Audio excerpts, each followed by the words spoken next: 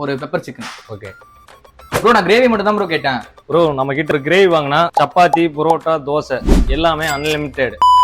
நம்ம திருவண்ணாமலையில இவங்க கிட்ட நீங்க ஒரே ஒரு கிரேவி வாங்குனீங்க அப்படின்னா பரோட்டா, கல் தோசை, சப்பாத்தி இது எல்லாமே அன்லிமிட்டடா தராங்க. அதுவும் எவ்வளவு வேணாலும் சாப்பிட்டுக்கலாம். ஆமாங்க, நம்ம பாண்டிச்சேரி பேஸ்ட் கரிசோரி இப்ப அவங்களோட அவுட்லெட் திருவண்ணாமலையில ஓபன் பண்ணிருக்காங்க. இவங்க கிட்ட நீங்க ஒரே ஒரு கிரேவி வாங்கினாலே போதுங்க. சப்பாத்தி, தோசை, பரோட்டா எல்லாமே கேட்க வச்சுட்டே இருப்பாங்க. நான் அவங்களோட செட்டிநாடு பெப்பர் சிக்கன் கிரேவி தான் ஆர்டர் பண்ணி பார்க்கும்போது செம்ம டெம்ட் ஆயிடுச்சு.